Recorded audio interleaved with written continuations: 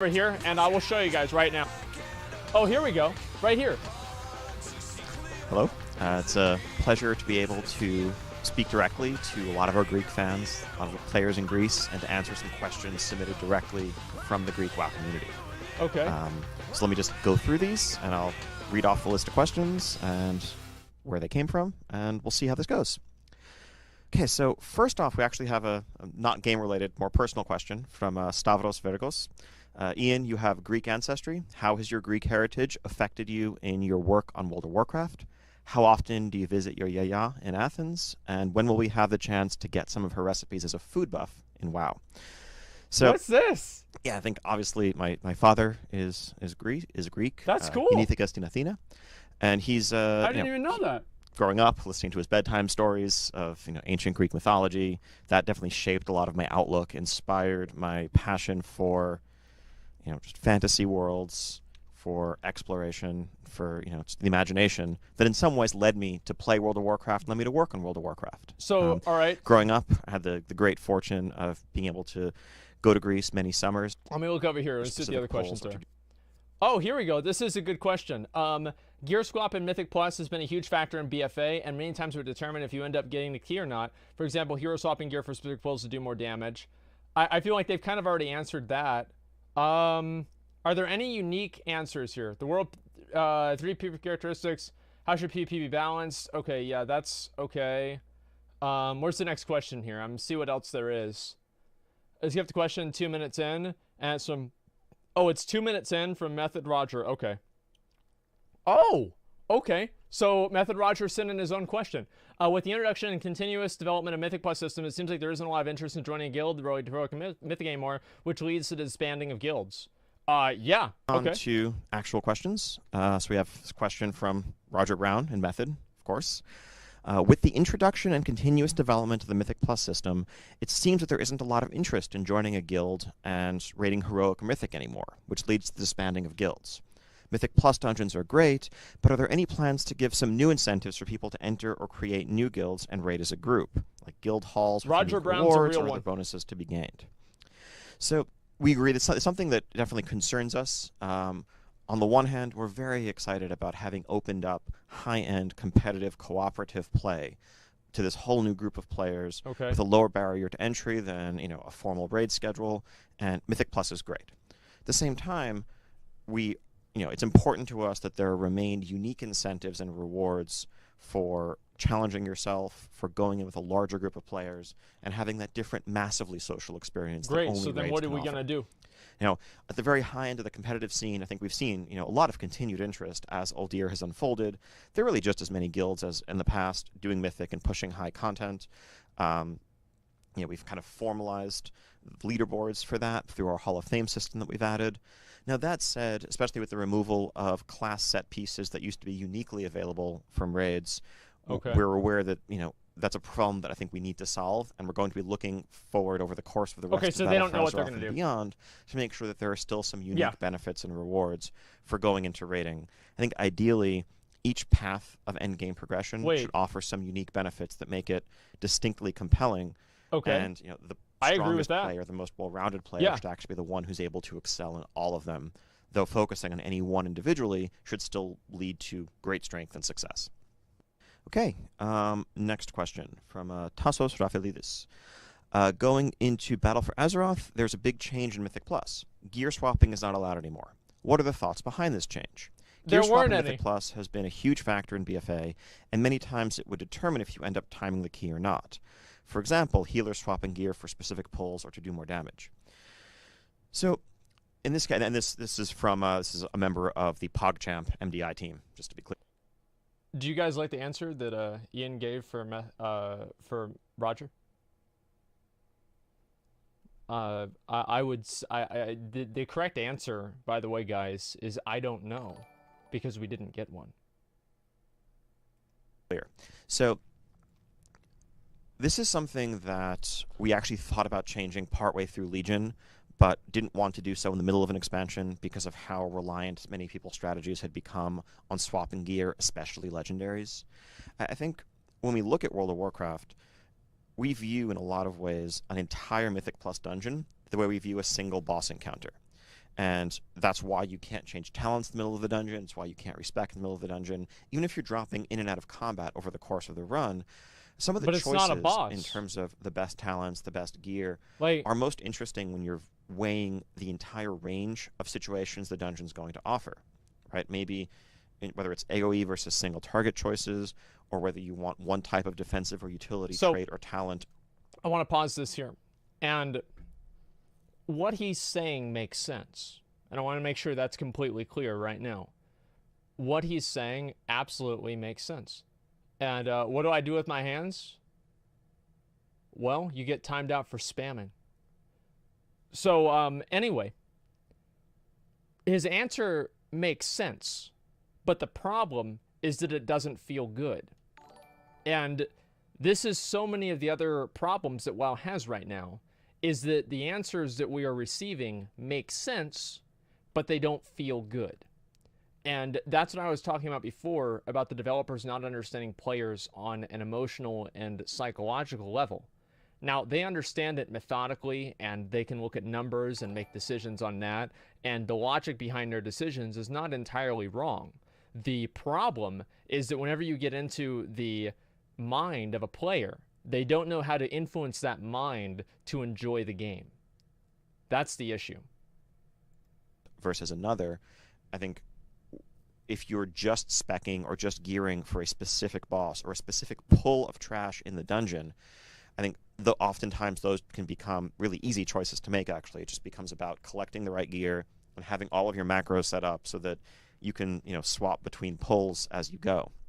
I think there's more high-level decision-making depth in a world where you make that choice once up front. And it also makes success in the dungeon more about your moment-to-moment combat gameplay, your positioning, your decisions that you make on the fly, and not about having all the right macros set up to swap in and out ahead of time. Next question from... I think that's also a big paradigm shift they've made, is that beforehand, especially in like Burning Crusade and Vanilla WoW, a lot of the challenge to raiding occurred outside of the raid. So you're talking about being in a guild, being able to get everybody in on time, being able to not have any drama in the guild, having the right fire resistance gear, farming the right consumables, doing the right profession quest where you get the items to bring them into the raid that help you kill the boss. And all of these things that you did outside of the raid made the raid, in a way, more accessible to more people, because everybody else was able to approach those outside activities on their own time, which made raiding a lot more accessible for a lot of people in terms of a gameplay perspective. Now, obviously, a lot of them couldn't raid still because they didn't have the time for it, but from my perspective, I think that system before was more fulfilling to players because they knew that the things that they were doing outside of the raid were leading them to a greater goal. And that's I think the disconnect that's happened, and the paradigm shift that occurred, I think, in Cataclysm, whenever they fixed or they switched that and they made the difficulty focused around raids themselves. Monosolupis, the three PvP characteristics are burst, mobility, and CC. How should they be balanced in a spec, and which class is tougher to balance while preserving its unique characteristics? It's a stupid question. So I'm going to skip that one. It's hard for me to speak. I'm not an expert these days on the nuances of PvP balance, but for now, I think we feel pretty good about how the squishes have played out. Like, because you know what he's going to say, right? He's like, well, you want to make sure they're all the different, but they're all the same too, because you don't want to have something that's too strong or too weak, right? I mean, it's obvious what he's going to say. Next question is from Chris Diamantis. Why did some of the classic raid buffs, like Mark of the Wild or Blessing of Kings, not make a comeback when Arcane Intellect and Fortitude did? Well, Blessing of Might did, right? Or Blessing of Wisdom? We definitely... We look to bring back some of these classic buffs for a couple of reasons. One is there's something... Having some buffs in the picture, there's something nice and ceremonial about, all right, let's get buffed up before we pull this boss. You hear those spell impacts. It feels like you're getting ready, like you're powering up to go into I agree with this, absolutely. But also, it added the social element to it. It makes sure that most people are stronger in a group, in a raid group, than they are on their own. But it also gave a couple of classes that could use some extra utility, some value to their presence, an extra reason to be brought. Now, Paladins and Druids, yes, traditionally they had raid buffs, but frankly, they have battle in the res. Legion and Battle for Azeroth environment, that's why they already have plenty of utility. when you bring a paladin to your group, you have all of their blessings, as well as, you know, other hybrid utility that they bring. Yes. Druids, of course, have excellent mobility. They have battle res. They have innervate if you're a caster, stampeding roar if you're a tank or DPS. Druids, we're not seeing having any problem with representation, whether it's in dungeons or in raid groups. And so if you take that comment right there and you look at it face value, you can see how that does kind of make sense. But I want to look at the background of that comment and explain how that reinforces what I've been saying is the problem with the game. So what he's saying is that he's basing this off of participation metrics and the amount of people that are getting into raids, but at the same time, players are not happy and they don't feel good because they're not getting back things that made their class feel complete. So this is another example where the player feel is being sacrificed at the expense of analytics. There isn't really a problem to solve there. I think we get some of the benefit of having buffs just from having a couple, and we're only going to add a new ability if a class actually needs it for differentiation. And just the standard stamina and int buff, I think, covered it for mages and priests. It was cool to be able to bring back those old school iconic abilities, and then, you know, the advantages that some others came from, let's say, warrior battle shout, which covered the physical damage dealers to complement the magic damage dealers. Warriors are the best in class. the future, if we get to a place where, for whatever reason, paladins or druids are seen as not really offering much to a group, it's something we could consider. But I think most paladins suck, on so we're already there. And strong utility that they already bring, and find ways to make that even more valuable if it's feeling like there isn't a reason to bring those classes. But we're just not seeing it right now. Okay, so next question from Ignatios Defterevos. Loot has always been a major factor in WoW. It could be a reward or a breaking point for a player or a guild. Over the years, there have been many changes to how loot works and drops. In recent expansions, we have the Warforged Titanforge systems that can be extremely rewarding in some cases and disappointing in others. You decided to keep the system in Battle for Azeroth, and in addition to the personal loot that you're going to apply to all modes, that means someone who wants to min-max a character will have to grind all modes every week with the hope of looting a Titanforge upgrade. Have you considered a cap applied to the loot that drops in lower difficulties? So, okay, well, a few pieces to this to break down. No, that's a no. So why does Warforging and Titanforging exist? I think the origins of the system actually go back. Because you want people to do the raids even after they got all the gear in order to force them to continuously chase a carrot that doesn't taste very good. Here's the problem. Is that WoW, they give you so many carrots, and then other times there are carrots that are so... It's like, imagine if there's a carrot on a stick, but the stick and the carrot are on the moon. Are you even going to try to go for that carrot? No, because it's too far away. Unless you're Lance Armstrong or, what's his name? Buzz Lightyear, it's not going to happen. But if the carrots are too close, you're going to eat all the carrots, and you're going to get fed up. Back in some ways to Mist of Pandaria, when it was first called Thunder Forging in Throne of Thunder. Yep. But it's become a game-wide system that has been uncapped in more recent expansions. So years and years ago, loot was much harder to come by, period. I remember my guild in Burning Crusade, we killed Gruul, the dragon. You guys like that? Good. Killer every week for a year and a half. Even long after we had Black Temple on farm, we're going back and killing Gruul in the hope that he would drop a Dragonspine trophy trinket that all of our rogues needed, and we'd only ever seen 2 in like 10 months of killing him. And when that finally dropped, it was amazing. Yes. But, again, loot was much, much harder to come by. There were fewer sources of it. And if you didn't raid, good luck. I want to ask you guys something. What do you think the chances are that Ian has the same vivid memories of items and pieces of gear that he received during Legion and Warlords of Draenor that are similar to the experiences that he had with Dragonspine Trophy? Can he name those items by name? Probably not. Actually, he probably can because he's the game director, he's the game developer. But as a player, individually, he probably doesn't have the same attachment to them because it didn't matter. And again, this goes back to what I've been saying the whole time. they are fundamentally disconnected with how players think, how players feel, and what motivates them to do things. Years, we've been more generous. We've decided to move away from a space where you just can kill a boss or run some content week after week after week and never see the item you want. Drop rates are higher across the board. That's true. There's, with personal loot, we have tradability, which gives you another chance at the item. We Sometimes. have bonus rolls in Mist of Pandaria, which give you a third chance at the item. And so in practice, we expect players to get things that they want out of a raid zone within, a couple of months at least of doing the tier. It's very, very rare. Even if, early on people may grumble about not seeing the trinket they want, it's very rare to actually go a meaningful amount of time into a raid tier without getting the items you want. This is actually so funny, right? So you guys know Giswiki. Giswiki, Kermit the Frog. He's a raid leader in my guild. We went through all of Antorus, and he never got the trinket from Spinny Boy with the 3 guys. He never got the fucking trinket, dude. It's so funny.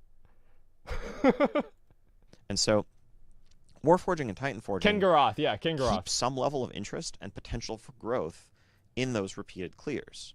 Right? When you're working on Mithrax in Uldir, if you're not a guild like Method, if you're not someone who cleared the raid in the first couple of weeks, you've probably been doing Uldir for at least a couple of months at this point. You might have 8 or 9 kills on Mother, on Talok, on Zekvaz. And most of your raid has the items they want from those bosses. That's why we stopped doing it. And so you're just mindlessly going through the motions otherwise, not really hoping for an upgrade, not having any chance of something good happening to you, just to get back to Mithrax that you were stuck on. Also, it means your raid's not getting much stronger week over week. So Warforging and Titanforging create the opportunity for anything to happen. They do create moments of excitement, as you note. I remember watching the Method stream.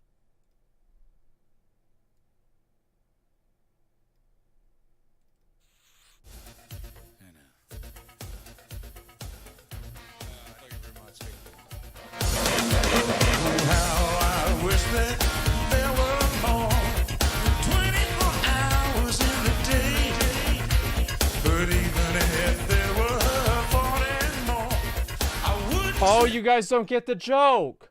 I'm playing Viva Las Vegas by ZZ Top. Okay, all right. I see how it is. Well, it was funny. Look, if you're a boomer, you'd laugh. I think it was like Sko got a Warforged socketed polearm that dropped halfway through progress. That was a giant upgrade for him on his monk tank. Yeah. That made an immediate difference. And in a world where loot is more common, the rare opportunities to have these amazing items retain some of those moments of excitement. They don't. Now, we definitely don't want players to feel obligated to go back and clear normal every week or clear heroic every week for the very, very slim chance that something might upgrade. Which is why, obviously, you introduce Titan Recidivam, which makes it to where you have to go and clear all of them in order to farm towards your Azerite items. Like, don't say that you don't want people to do that if you make people do that. I mean, like what is going on? While at the same time, people who are doing normal and heroic as their core content, having that opportunity is exciting. I think in practice, as we've seen, most players aren't feeling forced to do that anymore. I think one of the things that really led to it in Legion was set pieces. What a great solution. Where solution. People would want Titanforge versions of set pieces, especially set pieces from older tiers. Also legendaries. I think many guilds or many groups would go back and clear Emerald Nightmare even in patch 7.2 or beyond every week just for more chances at legendaries or the bad luck protection around legendaries. Those are things that we moved away from. The vast majority of groups that do, let's say, mythic raiding today, that wouldn't even be an issue definitely anymore. Don't do normal Uldir, and most of them have moved on from doing heroic Uldir at all at this point.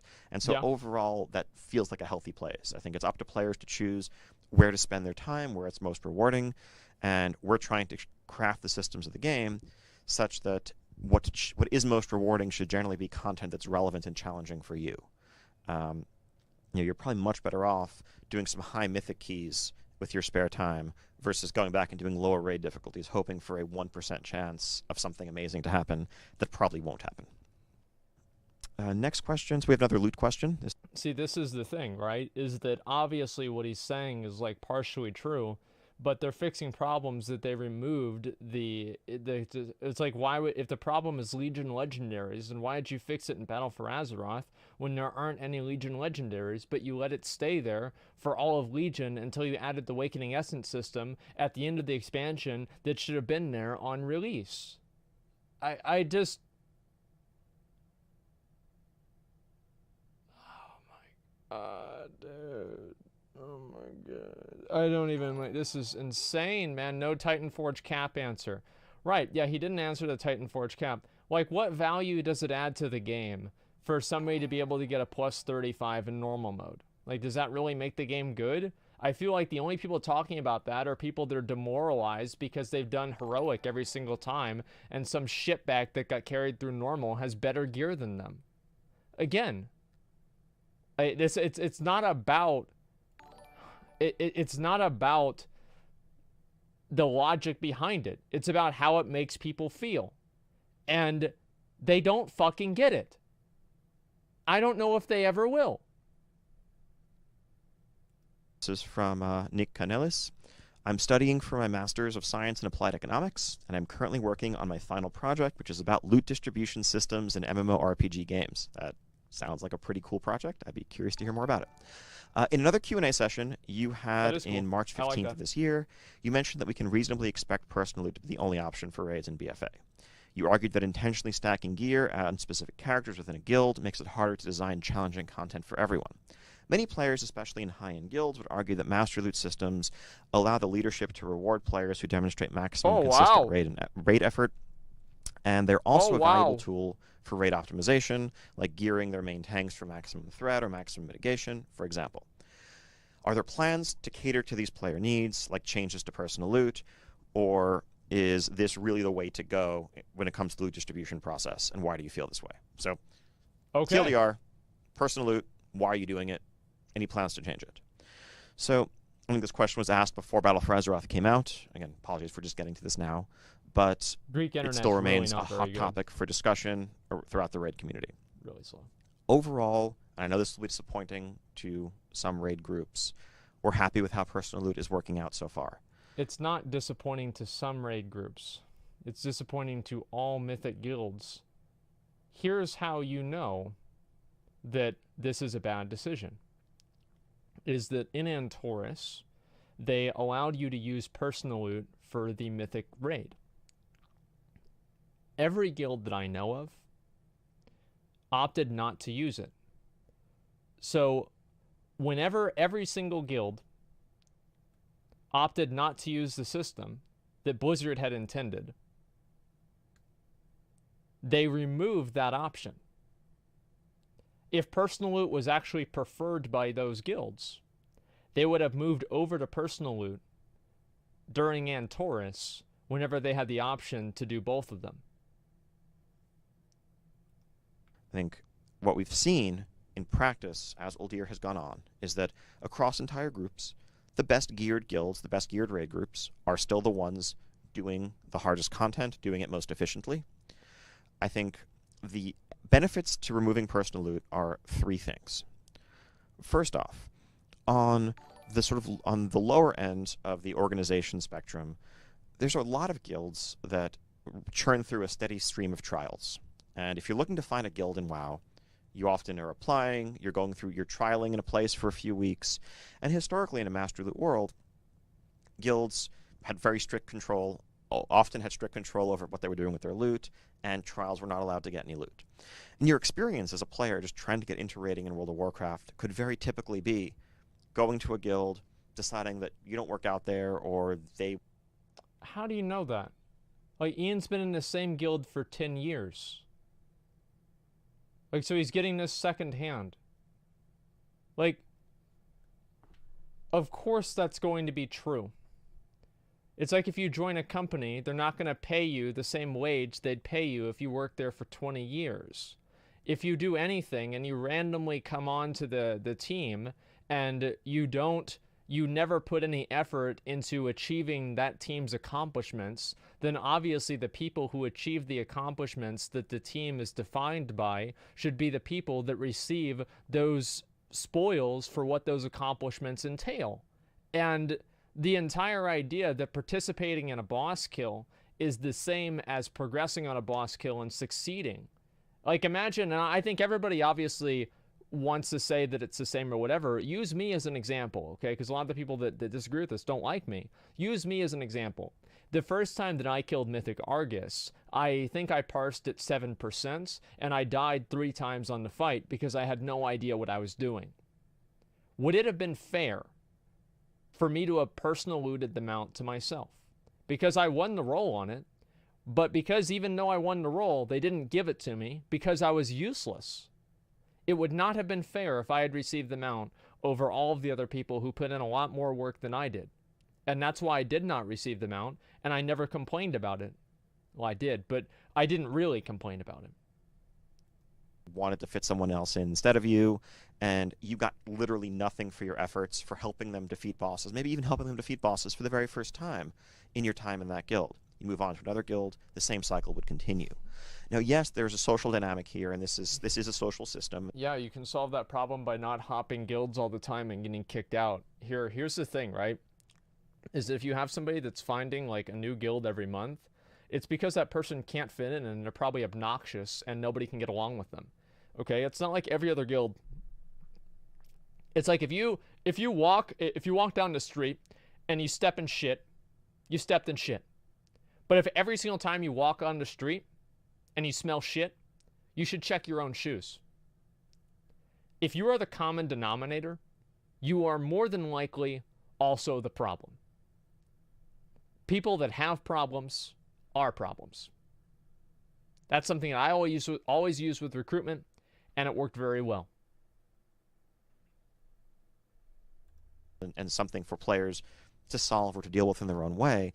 In practice, it was just a different form of control than what we'd come to see in pickup groups that led to us getting personal loot out of pickup groups in past expansions, where, yes, of course, if you are an officer of a guild, if you're running a loot council, Master Loot is an amazing system. You get to decide exactly who gets everything. And of course the Master Looter, of course the person who is on the Loot Council likes Master Loot. There's no system we could create. Well, everybody else likes it too, or they wouldn't be in the guild because they comply with Master Loot by joining the guild. Everybody in the guild likes it because they use it. If Master Loot was so universally disliked by everybody except for these top 1%, this is like a Bernie Sanders, like, what is this? Like, if it's only the 1% that are benefiting from this, then why don't the 99% make their own guilds with personal loot on their own? In Antorus, it didn't happen. That is as fulfilling as giving you or you and your friends the ability to control who gets every single item that drops. However, for the majority of players out there, often a more silent majority, that came at the expense. I love it whenever people use the word silent majority, because it's impossible to define. So the silent majority argument implies not only that most people feel a way that's different than the people that are outspoken, right? But also that the people that are not speaking out share opposite opinions than the people that are speaking out. It's the most nonsensical thing. Like, it's so transparently self-serving, it's embarrassing. Of a lot of the reward that comes from just playing the game and progression. So that's one thing. On the other end of the spectrum, on the very, very, very high end, it's no surprise that, we've seen in the past top guilds running multiple raid groups in parallel with 4 or 5 alts, maybe even more in some extreme cases, and funneling gear in the first weeks. I don't know why you guys are using Trump as an example. There were tons of people that are outspoken, like really positive about Trump. He had these huge rallies. Like, if anything, that kind of proves what I'm saying. Like, there were huge, he had huge amounts of support. Like, his rallies had like 10,000 people, like 20,000 people going to these rallies. I'm not saying this in support or against him. This is just a fact. Trump is not an example of the silent majority. Trump is an example of a very loud vocal majority, or not a majority actually, but a large amount of people coming and speaking out. He had huge rallies. Yeah. to a handful of specific mains using Master Loot. This effectively quadrupled or quintupled the rate at which they could gear up their raid compared to a regular group that did none of this. This over time led guilds outside of just the top few, top 10, top 20, top 50, top 100, and beyond, to start running at least some split raids. It made it very difficult for us to balance encounters for, to provide a challenge for method during the first week. Why is that even a goal? Why is it even a goal to provide a challenge for people that play the game 16 hours a day? Like, why would you even think about that? Why would it be in your mind, let's design content that we are putting out as our major feature for the game that has to be challenging for the top 50 best players in the entire world? They're comparable guilds, while still being a fun... The reason why it matters is because the mechanics and the way these encounters are designed with these high-end players in mind, and whenever these high-end players are having the content designed for them, it makes it inaccessible for the average player because they're not that good. This is where Asmongold the Casual Advocate comes in. I think the raids have too many fucking mechanics, they're too complex, they require too much coordination, and it makes it unfun for most people. And I think the best example of that is Method themselves whenever they stopped doing Mythic Gahoon. Satisfying progression experience for the majority of Mythic guilds in weeks to follow. It's very difficult when, going into a raid in Legion like Tomb of Sargeras or Antorus, Method's item level during the first week of Mythic would actually be higher than what typical guilds would have to work with a month later, a month into Mythic. Normally, it's the best guilds in the world are the ones who are doing it undergeared. When they're doing it overgeared, that's really tough. And I think not having that option available, we've seen how that played out in Uldir. I think for those first few guilds, bosses like Mithrax, like Gahoon, and even earlier ones like Vectis were very stern challenges for top guilds. And yet, without needing massive nerfs, without other progression changes, we've seen hundreds of guilds follow in their footsteps with the advantage of more gear, who are able to down those bosses with that advantage. And so it helps the high-end competitive scene as well, but that effect trickles down, where now, if you want to be competitive, if you want to try to push for top 100, let's say you want to try to get on the Hall of Fame, you don't feel compelled to full force or tell all your members to gear up multiple mages, multiple rogues, whatever, for future gear funneling. You can just focus on gearing up your main roster, maybe having... Is that actually true? And this is a legitimate question. I don't know the answer to this because I don't know how Method and Limit do things now. Did this actually make them stop farming on their alts, or are they still doing the clears on a bunch of other characters?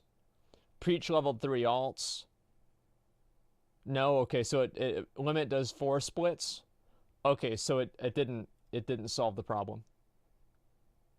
All right, it lessened it. I think that's fair. It did lessen the problem. So, designing and forcing personal loot. The best argument is because trials don't get enough gear, and so Limit only has to make 4 alts instead of 9. Some off-spec folks or backup classes when you want to, bring in more of one class or another, but that's very different. When you're playing, you're just playing to get loot. You're playing on your mains to get loot for your mains. That feels better all around.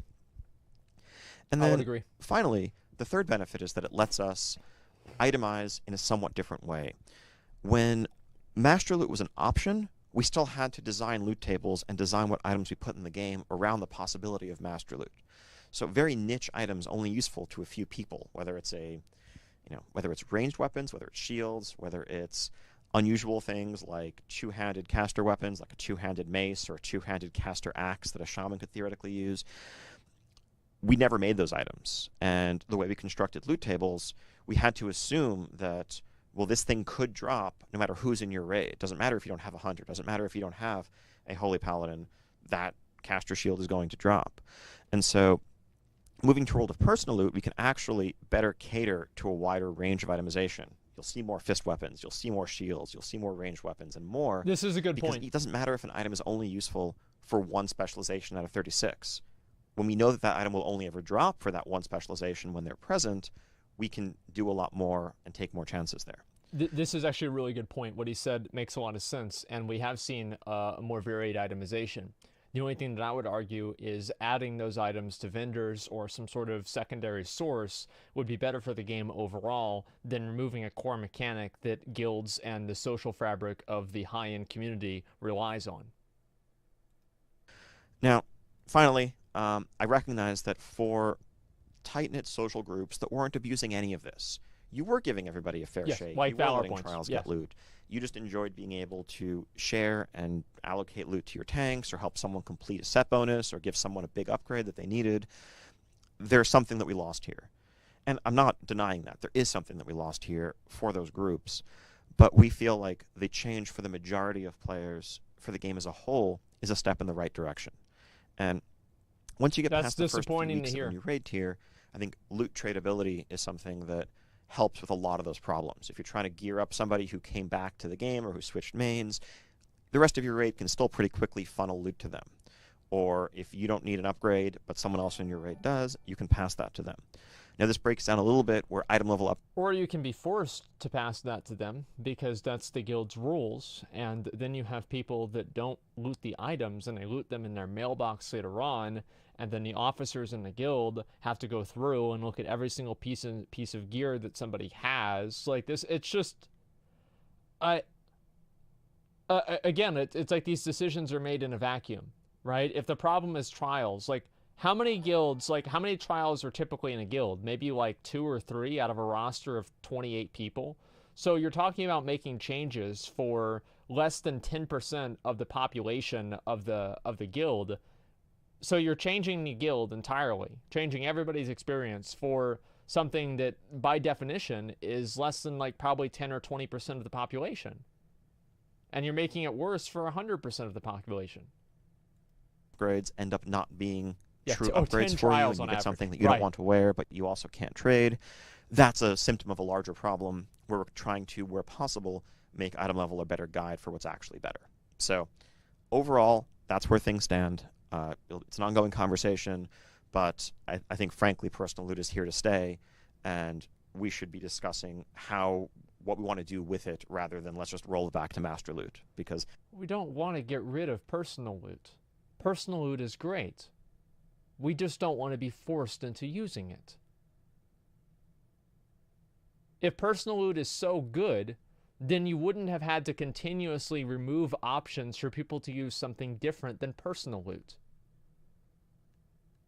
If it was such a great system, you wouldn't have to remove every other system in order for people to use the system that you think is so great. It's like, imagine this. You have a steak, you have broccoli, and you have spinach. So you hate spinach. So we give you all 3 of them, you're going to eat the steak. Unless you're a bitch, and then you eat the broccoli. But let's say you're going to eat the steak. Well, then they take away the steak, and you have the spinach and the broccoli. It's like, well, you know, I watched a lot of Athene videos back in the day. We're gonna eat the broccoli. So you eat the broccoli. They take away the broccoli, and now you're just eating the spinach. You're not eating the spinach because you like it. It was actually the worst option that there was. But they took away every other fucking option, so now you're sitting there eating spinach like Popeye the fucking sailor. That's not how we're building loot tables anymore, and we feel like the benefits have outweighed the downsides thus far. Next question from Orestes Contos. Any change for solo queue, any chance for solo queue in arenas or ranking systems for Battlegrounds? Battlegrounds seems boring right now with no reward. Also, always matching with players of low skill or players that lack the necessary drive to win makes things worse. It would be awesome if we could see a comeback of tiers or ranks that would make players work up a sweat, and also transmogs like Grand Marshals that would give people reason to actually focus on winning. So I think we feel pretty good about how the Battle for Azeroth ranked system with clear tiers as you work your way up towards Gladiator has worked out. They're clearly increasing rewards. He's asking about Battlegrounds. Great items out of this. You know, I think some of the best availability of powerful PvP gear that rivals the very best stuff out of raids that we've seen in a long time. Battlegrounds. And so within the rated system, think there's a very clear progression. Random battlegrounds and skirmishes, I think we're not looking to make a hardcore competitive environment. Those have always been for more casual players, people who just want to. There's a problem, right? Is that, like, rated battlegrounds have such a high barrier to entry.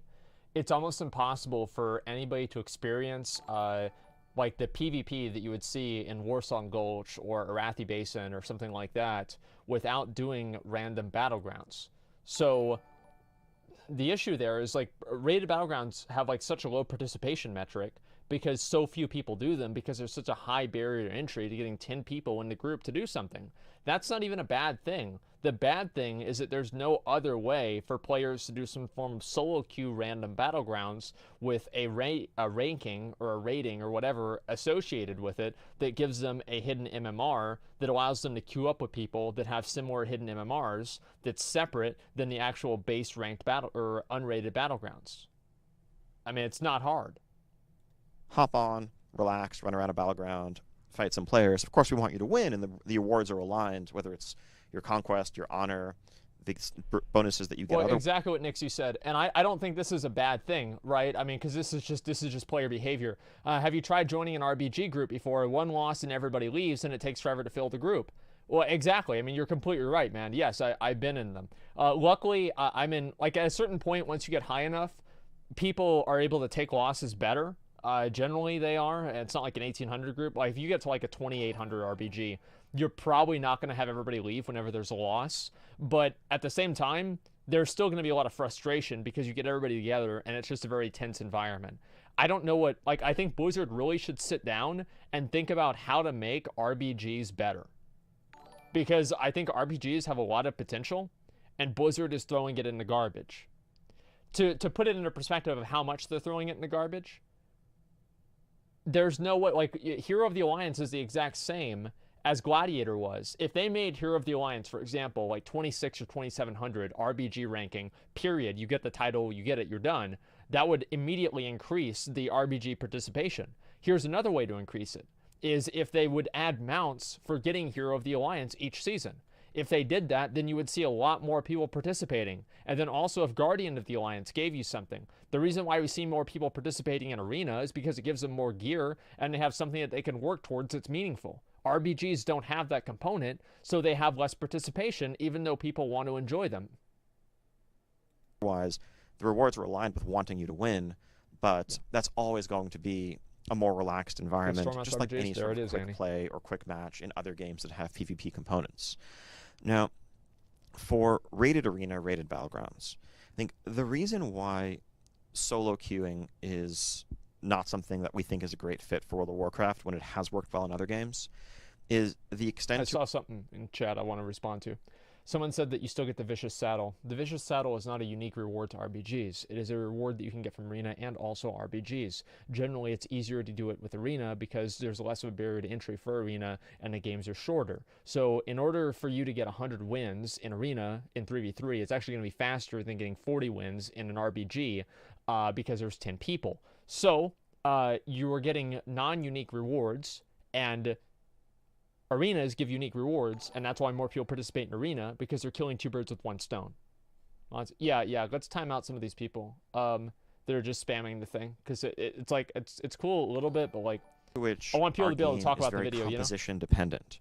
What classes you have, what specs you have, what roles you have matter tremendously, and that's not something that's flexible, right? When we create an Overwatch team or a Heroes team, people can switch as needed, and people can play a variety of characters, and we can make sure that you have this exact composition.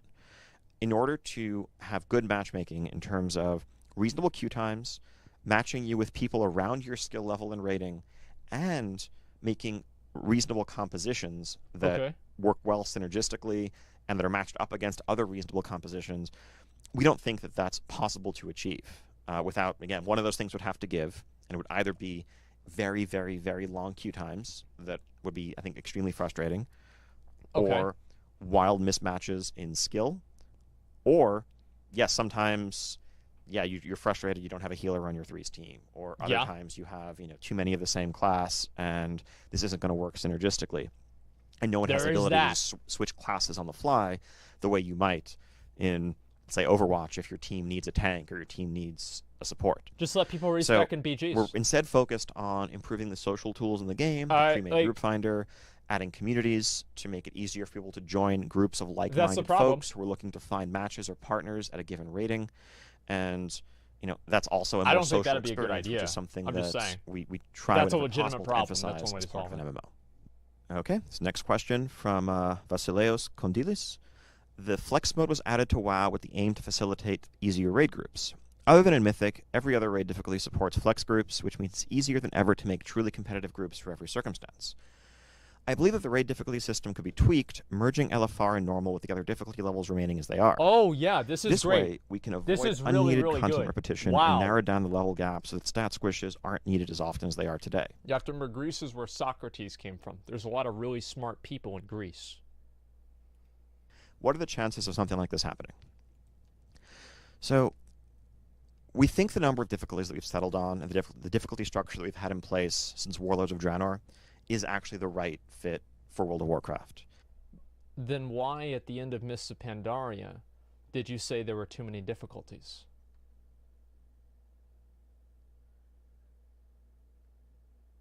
Like,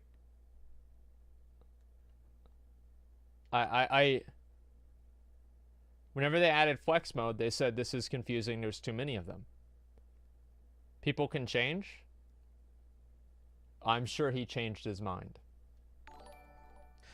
Raid Finder and Normal, I think for someone who does Mythic, both of those just seem like, oh, these are casual difficulties. Okay. But they're actually serving very different audiences. Normal is for a mix of friends and family groups and pickup groups. And again, it's maybe hard for you to imagine as a Mythic Raider, but there are plenty of groups. There are literally hundreds of thousands of WoW players around the world who spend an entire tier progressing through normal difficulty.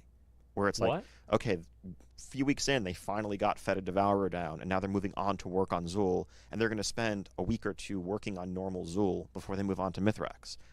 And that's a satisfying and rewarding experience for them, because that's the type of group that they're literally just playing with their friends. They're not going to recruit people for being better players. They're not going to kick people out because they stand in the pools and spawn ads on Zekvaz more often than you might like. They're just going to say, hey, try to do better next time, and keep working at it, and that's a progression that they enjoy. Okay. LFR, and this is what we heard really throughout in Mists of Pandaria that inspired us to make this change. LFR does not provide that satisfying experience. LFR is not a social experience. LFR is not a progression experience. And so in Mists, it's not anything. Where we had a normal difficulty that was similar to our heroic today, groups like the one I described would find LFR unsatisfying and asocial, and normal, as it was then, to be too difficult. They would kill two bosses or maybe get stuck on hard-on and then not really have a satisfying place to progress. That's why normal exists in the form that it does. Raid Finder is for people who don't want to commit to a schedule or find a large group. It's, you have some free time in the evening, you have an hour in the morning before you head to work, you can jump in, you can check out the end of the story, you can get some gear for your alt, you can finish a quest. What boss do you guys want to do? How about Zul? Oh, my item level is too low. Because they have like an item level filter thing. I'll log over, okay? Just so I'm not, I don't look like an idiot. Yeah, let me log over. Because my item level is too low, and so they cap it at like 350 or something like that. And, or 360, I don't even know. And so that's why. Yeah, let me log back over. It's not wrong. I did some really casual IRL friends that did the same thing. Yeah, exactly. Let me go over here. Let me go on my main character. No, because LFRQ takes more than 1 hour. Well, I know that. I mean, obviously the queues take a long time, but there are groups going on pretty much all the time. Like, if there's no Zul groups today, I will be amazed. Because almost always there's people that are putting together groups. And I'll actually look for another boss, because obviously I think people will just put troll groups up right now. Queue on Tuesday takes 10 minutes. Look, I don't think I've queued LFR at all for like 2 expansions, so I'm not really sure. Okay, here we go.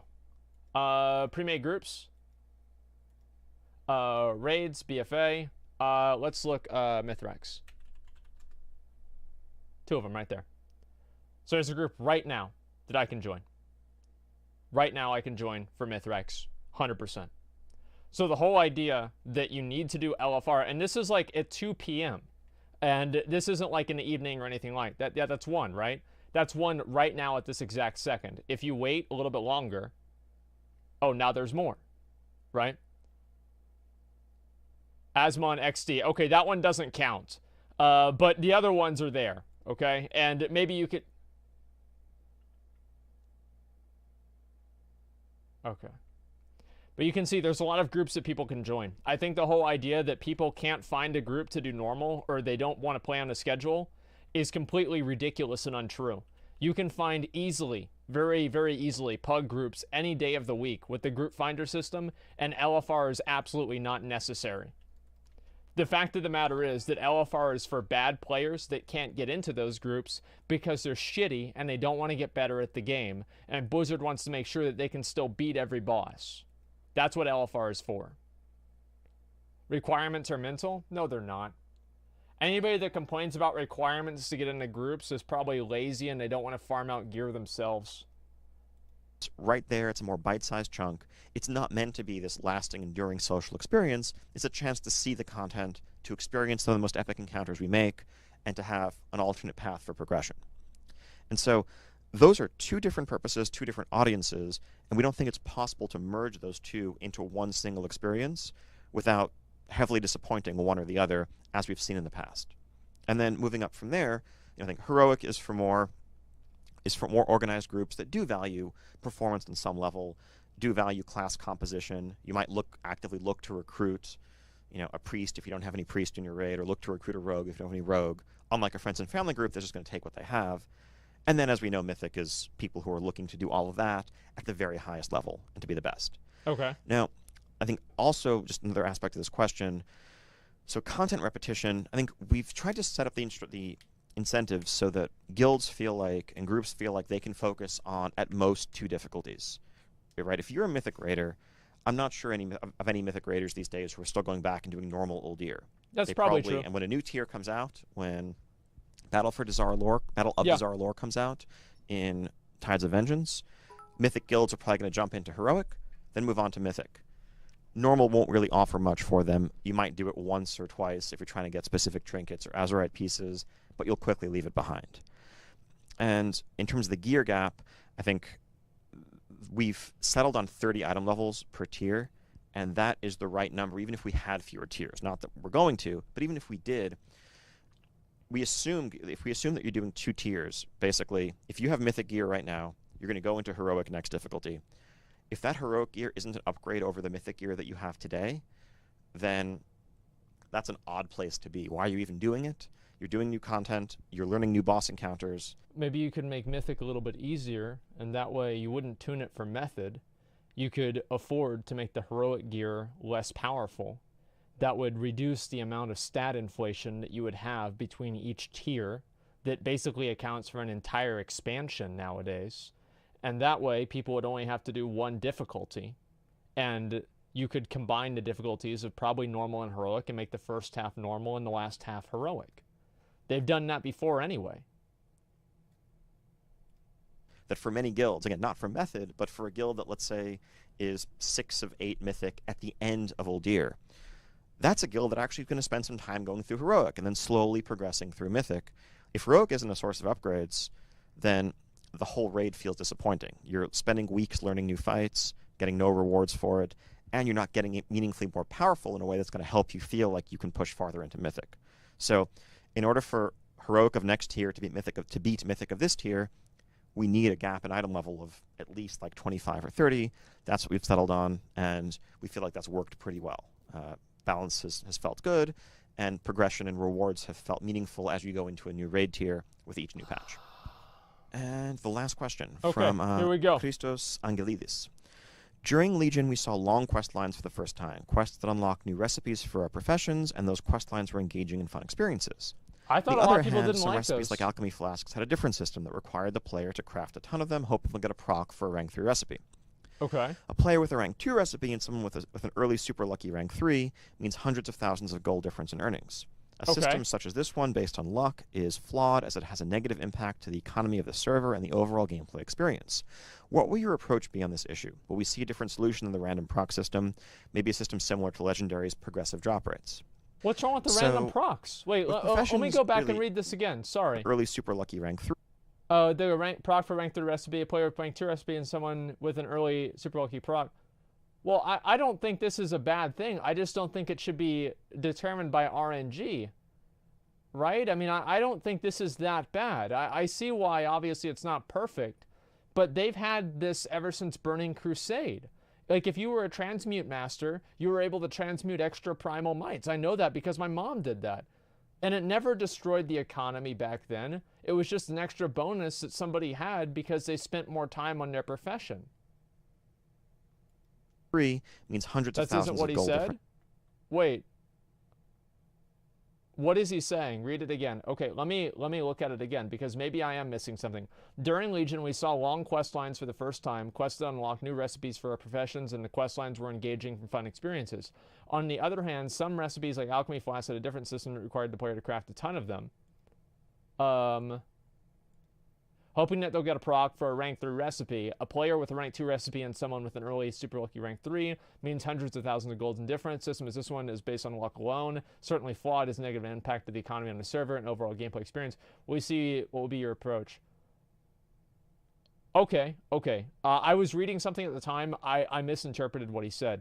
Yeah, this is actually a good question. I don't think they should get rid of the procs for like getting extra items, but maybe procking up to the next skill level might be a little bit too much.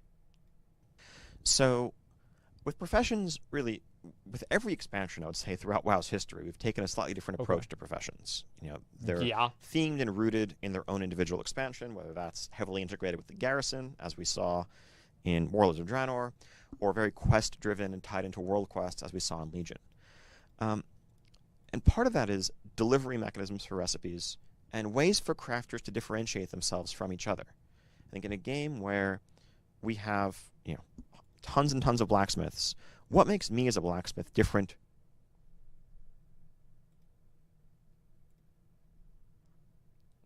Somebody replied to my comment.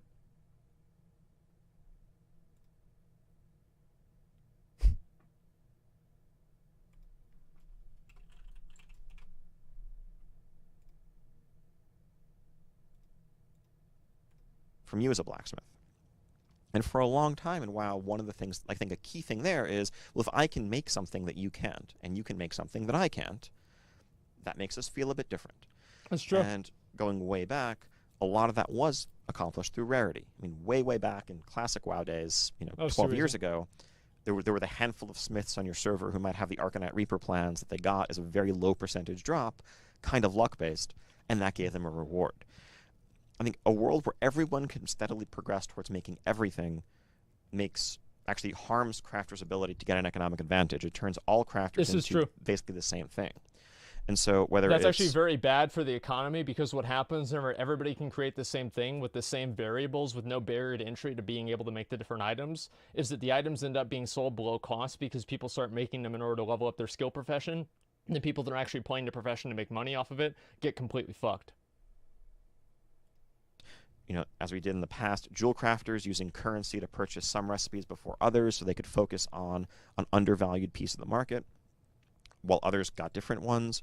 We'd like to find ways for people to have different recipes from each other. Now, obviously, if you never, ever get the thing that you want, that can be frustrating. So I think some sort of bad luck protection probably makes sense there. But, and this is, I'm thinking through a bit of this on the fly as I answer this question, but a route we're more likely to take is actually having enough variety in the meaningful recipes such that, you may not get that rank 3 recipe that you really want. But what if that's okay because you have a different rank 3 recipe that is also in high demand, and you can make your money by selling and crafting that one at a market advantage, while a different alchemist has their flask or their thing they can make. Yeah, and of course. As long as there is competitive advantage that you can get for dedicated crafters, that probably works out overall. That's good. I think the general topic of crafting, I think it's an area where we can do a lot better. I think part of that's good. I like hearing that. But I think we'd like to do more in terms of giving players opportunity to really feel like their identity can be one of a crafter, where I am a blacksmith, I am an alchemist, I spend tons of time and effort being better at this, and that has economic advantages, that maybe even has some power advantages. Now, we're not quite there yet, we know, but that's something we want to work towards. But one of the things that guides us in that is finding ways for players to differentiate themselves from each other so that not everyone is the same. Okay, again, thank you for all of the great questions. And like I said at the start, it's a pleasure to be able to speak directly to the Greek WoW community. And I hope I get a chance to actually visit in person in the near future. Yeah. Thank you. That's awesome. Okay, great. I'm glad Ian did that. It's always good for him to do that. It makes a lot of sense. And except the lower thing. Wait, what is this here? No answers. I think that we got a few answers, right? But for the most part, like... So here's the issue, is that, and after this, yeah, I am going to play Dark Souls in a few minutes, guys. Actually, in like, I don't know, like maybe 5 or 10 minutes or something. I do want to talk about the video a little bit more as we go through all of this, right? That's totally what's going to happen.